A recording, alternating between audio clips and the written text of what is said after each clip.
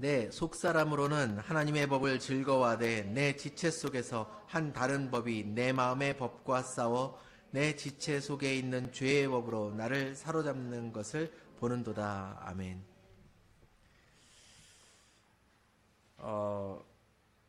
이제 말씀의 내용으로 들어가기 앞서서 우리가 살아가면서 하나님의 말씀을 순종하면서 살아야 되는데 잘 따르지 못하게 되는 그런 이유들이 있습니다. 우리가 간혹 기도를 하거나 말씀을 보거나 어떤 하나님께서 깨달음을 주셔서 이 길이 내 길인가 보다, 혹은 이 봉사가 하나님이 나에게 맡기신 일인가 보다, 여기서 이 일을 하면은 하나님께서 나를 통해서 기뻐하시겠구나, 이런 확신이 들 때들이 있습니다. 그래서 어떤 사람들은 신학을 공부해서 목회의 길을 가려고 하고, 어떤 사람은 교회에서 이런저런 모습으로 봉사하려고 하고, 찬양팀으로 혹은 기타 다른 봉사로 여러 가지 그런 봉사를 하기도 하고요. 그리고 밖으로 세상으로 나아가서 세상에서도 어떤 복지에 관한 그런 일들을 또 하는 사람들도 있고, 많은 일들이 있겠죠. 그런데 그런 일들을 하다 보면 우리가 가끔은 지칠 때가 있어요.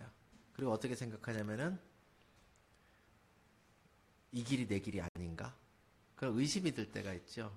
참 이상해요. 우리가 기도하고 그 응답을 받았다라고 생각할 때는 확신, 하나님께서 분명히 이걸 원하실 거야 라는 확신을 가졌는데, 시간이 지나서 뭔가가 달라질 때 이 길이 내 길이 아닌가? 하나님의 음성을 내가 잘못 들었나? 이렇게 생각할 때가 있어요. 왜 그럴까요? 제일 큰 이유는 내가 원하는 결과가 오지 않기 때문이죠.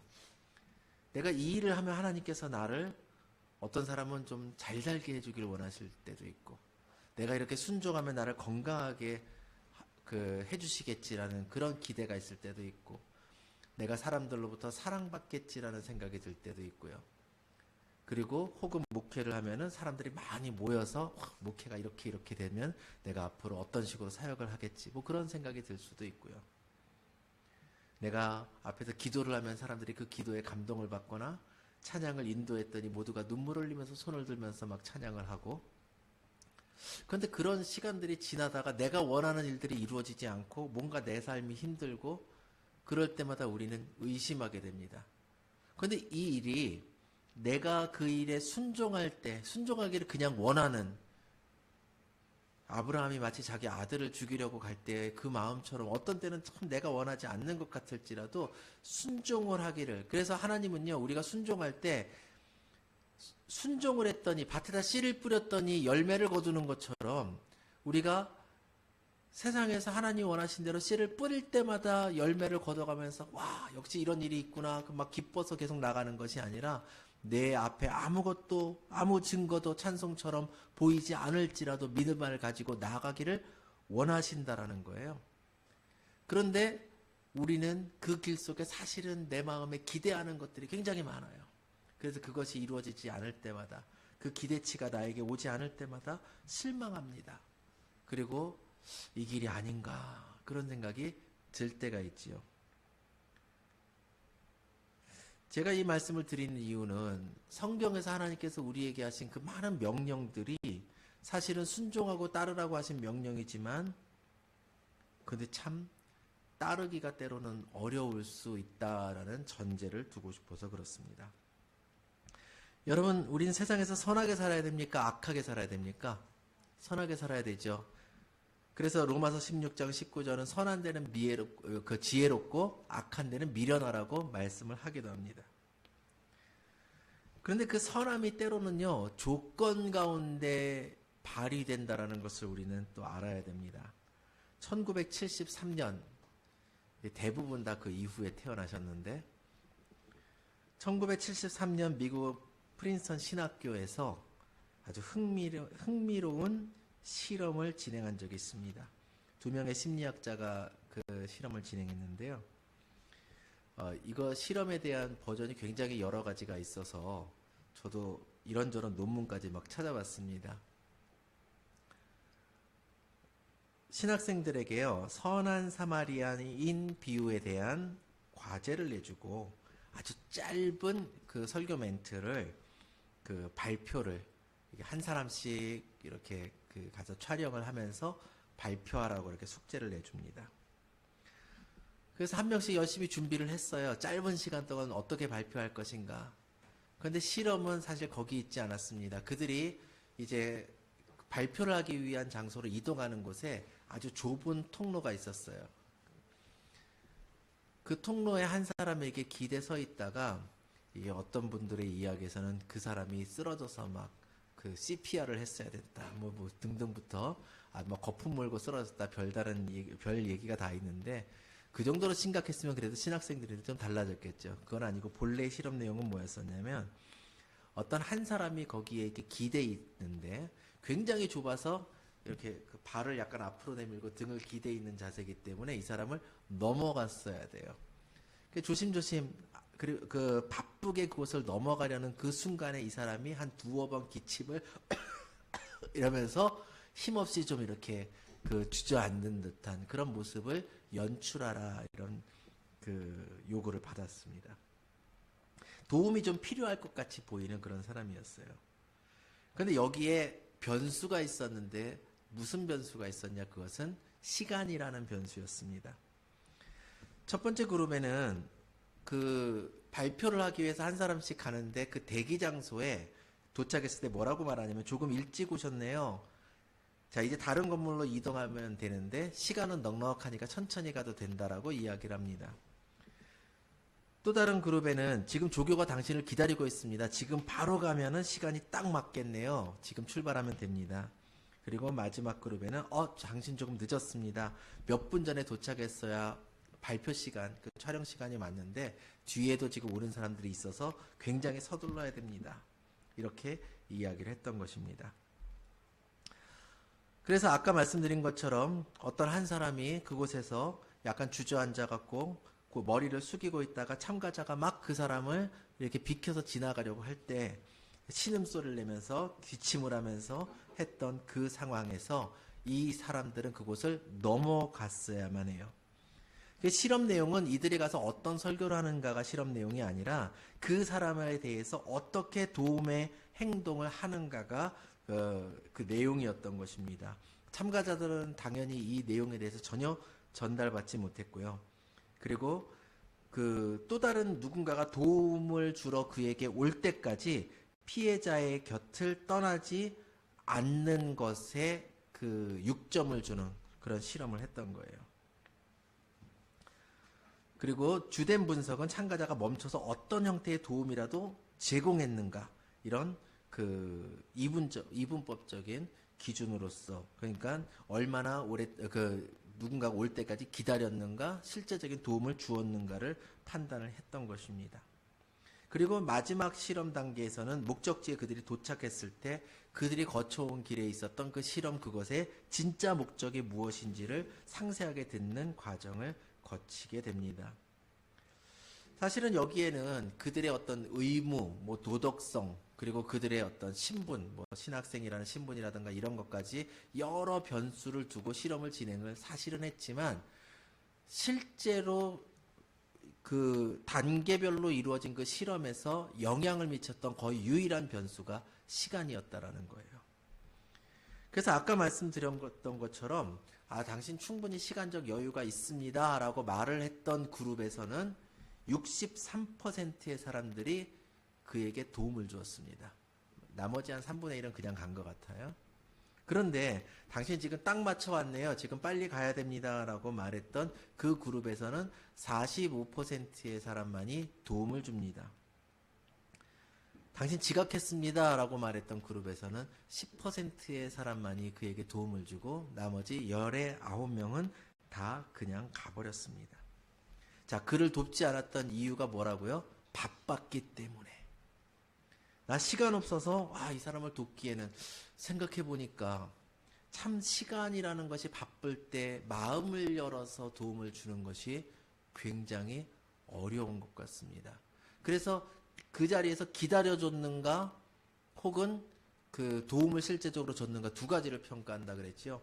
몇 년 전에 한번 여러분에게 그 예를 드린 적이 있었는데 제가 대학생 시절에 여러 신학교들에서 이제 모여서 임원진 모임을 하는 것이 있어서 서울에 있는 감신대까지 제가 갈 일이 있었어요.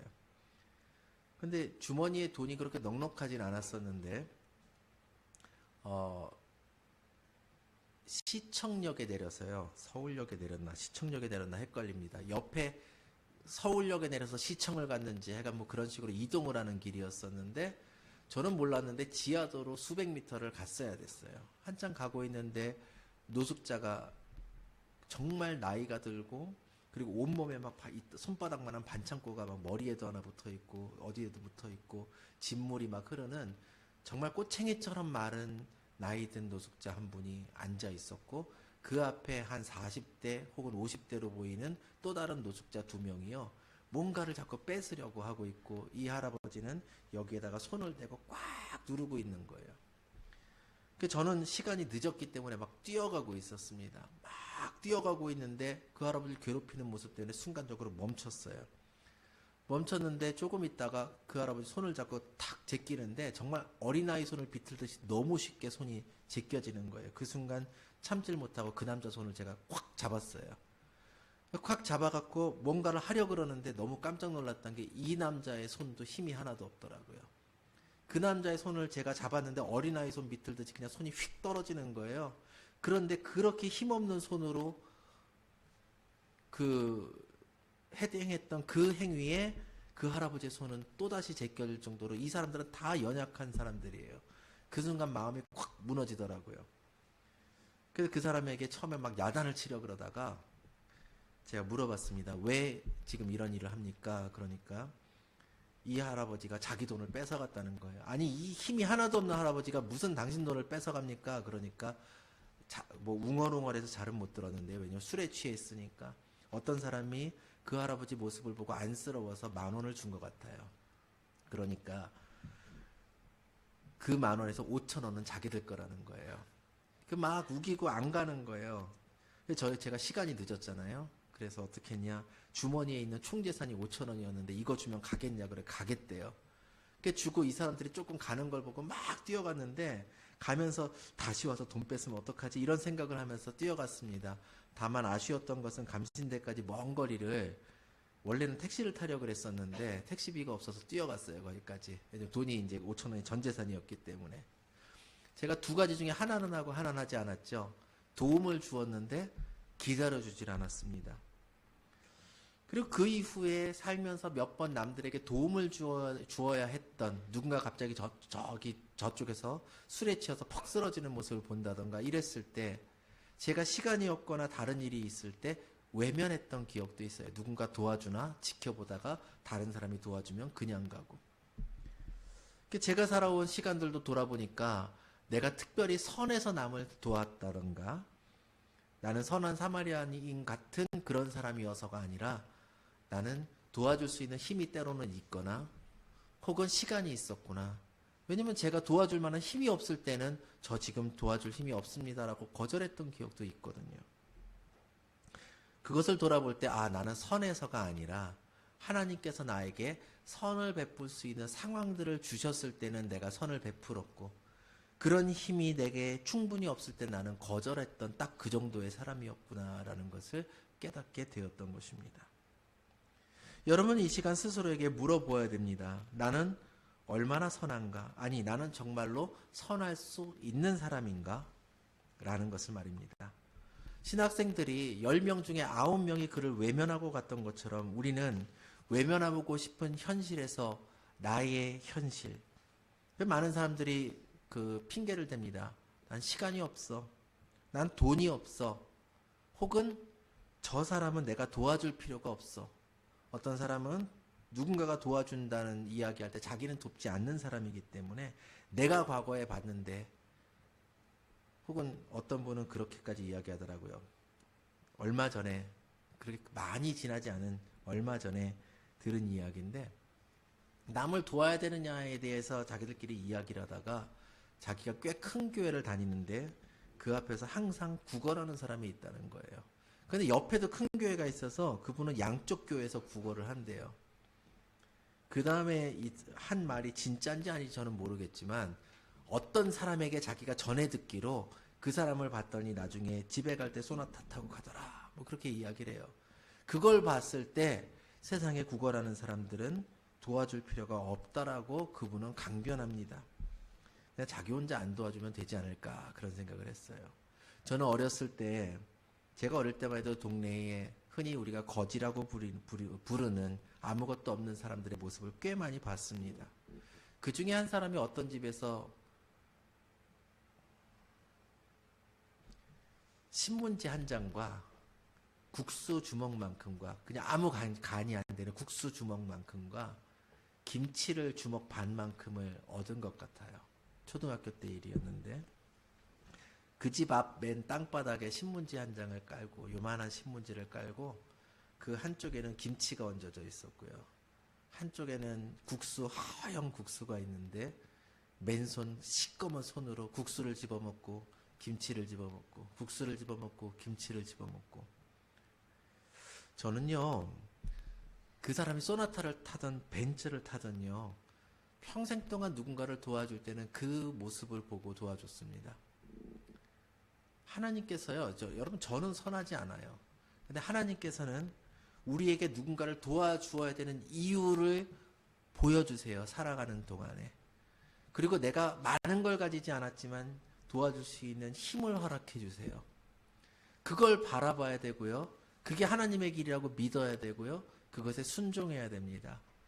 그런데 많은 사람들이 그렇게 하지 않고 나에게 없는 것을 바라봐요. 난 시간이 없어. 나는 돈이 없어. 사실은 마음이 없기 때문에 그 다음에 핑계를 댑니다. 저 사람은 도와줄 만한 사람이 아니야.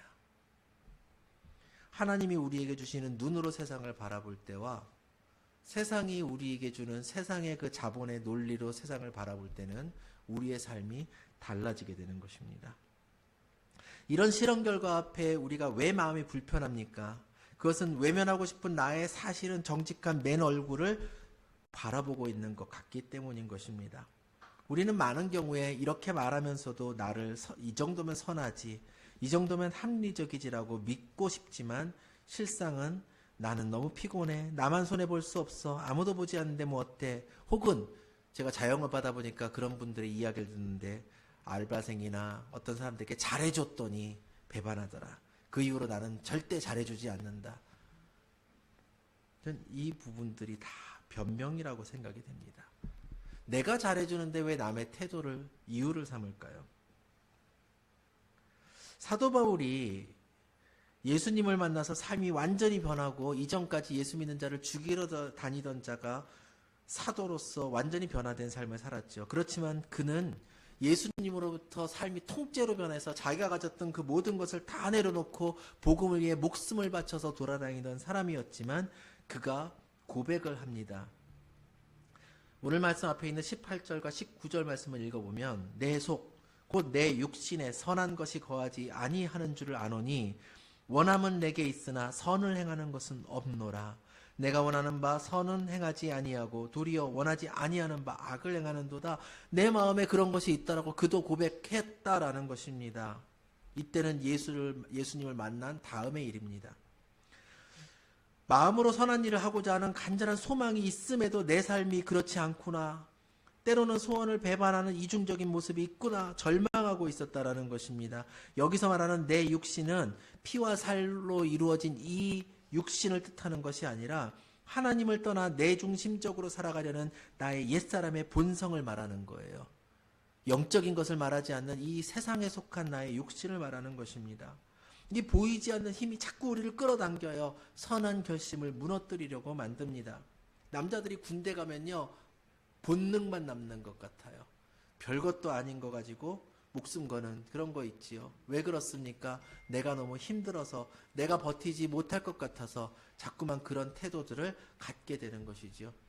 그래서 제가 그 훈련소에 있을 때 목사님께서 그런 말씀을 해주시더라고요. 자기가 군대에 처음 가게 되었을 때 그 장교도 훈련소를 거치거든요.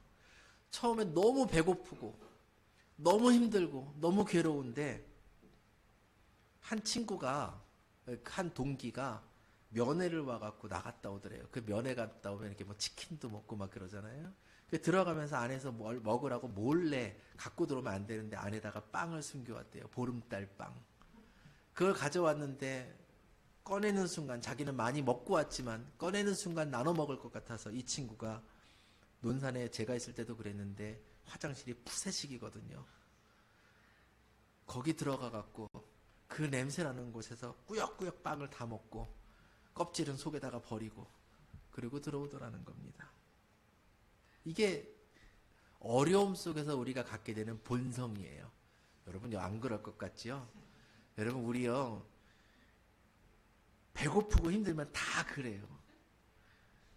제가 논산에 갔을 때 이 얘기는 안 써놓은 얘기지만요, 숟가락도 보급품이거든요. 근데 옆에 중대는 숟가락을 밥 먹고 다 자기가 여기다 넣었어요. 근데 저희는 걷어갔다가 또 봤는데 그걸 몰라서 첫 번째 밥 먹고 나니까 숟가락이 없는 거예요. 들어가서 식판을 받아갖고 다 앞에 놨는데 숟가락이 아무도 없어요. 8명이 앉았는데 한 명이 숟가락을 갖고 있습니다. 얘는 이쪽으로 안 나고 이쪽으로 나가서 여기다 넣고 나갔어요. 7명이 협박을 했습니다. 내놔. 어떻게 했을까요? 밥을 팍 먹고 숟가락을 넘깁니다. 먹어요. 8명의 숟가락을 돌려 먹었어요. 거짓말 같죠, 여러분? 근데 마침 숟가락을 가졌던 그 친구가 되게 성격이 깔끔했어요. 더러운 거 진짜 싫어했어요. 근데 그 친구 숟가락을 기어코 뺏어갖고 뜨거워서 손으로는 못 먹으니까 8명의 숟가락 하나 가지고 돌려 먹는 거예요. 하면서 빨리 먹어. 그러면 옆에서 그 8번에 한 번밖에 못 먹으니까 한 번에 이따만큼 풉니다. 이게 사람이더라고요. 여러분 우리 지금 참 평화롭고 풍요롭지만 우리에게 위기가 왔을 때 우리는 어떤 삶을 살게 될 것인가? 그 친구가 혹시라도 이 설교를 듣게 되면 그때 제일 먼저 숟가락 내놓으라 그런 사람이 저였다는 것을 회개하고 있다고 꼭 말하고 싶습니다. 이 절망의 탄식 속에서 바울이 뭐라고 하면 오호라 나는 공고한 사람이로다 이렇게 말하거든요.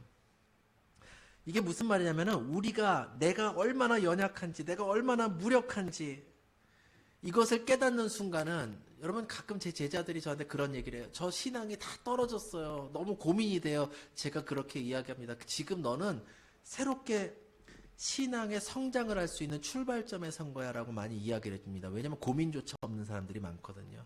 잘못 가고 있는데 말씀을 살피지도 않는 사람들이 있거든요.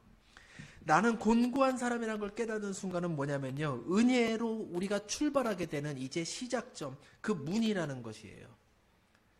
그것을 깨닫지 못하면 우리는 출발할 수가 없습니다. 오라 나는 공고한 사람이로다. 이 사망의 몸에서 누가 나를 건져내랴. 예수 만나고 사도가 된 사람이여, 이 사망의 몸에서 누가 나를 건져낼 것인가를 고민하고 있다라는 것입니다. 이 고민이 얼마나 복된지를 깨달으시길 바랍니다. 지금 여러분의 마음이 충분히 선하지 않고 하나님 말씀에 순종하고 있지 못하다면은, 하나님 지금 제가 하나님 앞으로 나아가기를 원합니다. 그 출발점에 여러분이 서 있다라는 것을 깨달아야 된다는 거예요. 이 신학생들에게 선한 사마리아인, 여러분 이거에 대한 지식이 없었을까요? 성경이 이 땅에 있은 지가 몇 년인데요. 그들이 신학생인데 선한 사마리아인에 대한 그 비유가 없었을까요? 그렇지만 그들은 기침하고 주저앉는 그 사람 앞에서 지식은 있었으나 마음을 움직일 능력이 없었습니다. 그들이 놓친 것은 넉넉한 시간이 없어서가 아니라, 지금 이것을 그들에게 그것이 점수가 꽤 높다 그랬거든요. 짧은 시간에 전달하라고. 이것에 걸린 그 점수가 아니라 신음하는 한 영혼을 하나님이 얼마나 사랑하시는가, 그를 바라보는 하나님의 마음, 그 사랑의 눈, 사랑의 힘이 그들에게 없었다라는 것입니다. 여러분의 구원은 어디서 오느냐라는 것입니다. 제가 그거 내용을 쓰고 싶었다가 그 기사를 못 찾아갖고 못 썼는데요. 몇 년 전에 수능을 볼 때인지 면접을 볼 때인지 다른 사람을 돕다가 놓친 사람의 기사를 제가 본 적이 있거든요. 그는 분명히 시간이 없었는데 어떻게 그렇게 할 수 있었을까? 그 힘은 어디서 오느냐? 7장 25절에 말씀하는 바와 같이 우리 주 예수 그리스도로 말미암아 하나님께 감사하리로다. 예수님만이 우리의 힘의 근원되는 줄 믿으시기를 바랍니다. 그러므로 우리는 내 힘이 아닌 성령의 힘으로 이 일을 해야 됩니다. 우리에게 할 수 있는 이 새로운 능력의 근원이 그곳에 있는 것입니다. 지긋지긋한 실패, 무슨 입시의 실패, 취업의 실패, 사업의 실패, 이것을 말하는 것이 아니라 정말 중요한 신앙의 실패를 하고 있는, 내가 계속해서 좌절하고 있는 이 고리를 어떻게 끊어낼 수 있을까? 하나님, 저는 자꾸만 유혹에 넘어집니다. 여러분, 넘어질 때 있어요, 없어요? 사실은 우리 무지하기 때문에 넘어져요. 제가 목사이기 때문에 이렇게 술을 안 마시는데요. 얼마 전에 저희 가족들하고 치킨을 먹으러 갔어요. 거기서 현장 경험을 했습니다. 뭘 했냐면 옆에 어떤 아저씨 둘이 술을 마시는데요. 뭔 주정을 그렇게 하는지. 둘이서 막 갑자기 일어나더니 경례를 해대고, 밖에 화장실을 갔다가 창밖에서 자기 친구 보인다고 창문을 막 두들기면서 자기 보라고 확 이러고 있고, 이쪽에서 보인다고 또 막, 근데 끝까지 막 서로 경례를 하고 뭐하고 막 소리를 지르고 그러더니 갔어요. 그들은 즐거웠겠죠. 제가 그래서 그랬습니다. 술이라는 건 이런 거야. 술 마실 땐 즐거울지 모르지만 너 저분들 보면서 아름답니 취해 보이니, 네가 술을 마시면은 남들이 너를 저런 지금 네가 보는 눈으로 보게 될 거야. 경험이 되더라고요. 실패를 끊는 데는 이런 경험도 중요하지만, 우리 스스로 벽을 쌓아놓고 나는 이렇게 이 정도까지밖에 할 수 없어 라는 그 벽을 무너뜨리는 것은 성령께서 역사하시는 것입니다. 그래서 갈라디아서 5장 16절과 25절 말씀은 이렇게 말합니다. 내가 이르노니 너희는 성령을 따라 행하라. 그리하면 육체의 욕심을 이루지 아니하리라. 그리고 또 만일 우리가 성령으로 살면 또한 성령으로 행할지니. 즉 매 순간의 선택에서 주님, 이 상황에 주님은 어떻게 하실 것입니까? 라고 물어봐야 된다라는 것입니다. 고전책, 제가 잘 권하는 그 책이 있지요. 예수님이라면 어떻게 하실까? 그 물음이 우리 삶에 있어야 됨을 기억하시기를 바랍니다. 그래서 사랑, 희락, 화평, 자비, 양선과 같은 성령의 열매들이 우리에게 맺히기 시작해야 됩니다. 열매는 억지로 만들어내거나 공부를 시키거나 훈련을 받아서 생기는 것이 아닙니다. 내가 성령님께, 생명의 나무에 우리 주님께 붙어 있으면 맺어지는 열매인 것입니다. 그러므로 여러분, 의무와 율법으로 여러분이 선을 행하는 것이 아니라, 혹은 다른 세상에 내가 시간에 묶여 있어서가 내가 할 수 없는 것이 아니라, 그 모든 것을 뛰어넘는 주님의 사랑으로 행하는 여러분 되시기를 바랍니다. 그러므로 우리는 성령의 은혜를 구하는 그리스도인의 삶을 살아야 됩니다. 사랑하는 여러분, 오늘 제가 말씀드린 1973년에 있었던 선한 사마리아인 실험이 우리의 선함이라는 것이 얼마나 조건적인지를 우리에게 보여줍니다. 내가 있어서 혹은 시간이 넉넉해서 남을 돕는 것이 아니라, 우리는 그 조건이 없어진 순간에 할 수 없는, 스스로 힘으로는 하나님의 뜻을 이룰 수 없는 존재임을 기억해야 될 것입니다. 그러므로 더 이상 이러한 선함에, 자신의 의지, 자신의 선함에 나는 선해질 거야, 나는 할 수 있어 라고 외치는 그런 선함에 의지하는 여러분이 아니라, 그래서 나를 의지하다가 넘어지는 삶이 아니라 하나님께 나의 연약함, 나의 곤고함을 아뢰나, 그러나 하나님이 주신 힘으로 내가 일어서 나아가 행할 수 있습니다를 고백하는 여러분이 되시기를 간절히 축원합니다. 기도하겠습니다. 하나님, 오늘 우리를 주 앞으로 부르심을 감사드립니다. 여전히 연약하고 여전히 부족한 우리지만, 우리가 스스로의 힘을 닦아서가 아니라 하나님이 주시는 힘으로 이 세상을 이길 힘을 가지게 하여 주시옵소서. 주께서 우리를 바라보시는 그 눈으로 우리가 세상을 바라보게 하시고, 주께서 우리를 사랑하신 그 사랑함으로 우리가 세상을 사랑하게 하여 주시옵소서. 우리가 할 수 없으나 성령의 힘으로 우리가 할 수 있는 능력 허락하여 주시옵소서. 예수님의 이름으로 기도하옵나이다. 아멘. 우리 함께 찬양하겠습니다.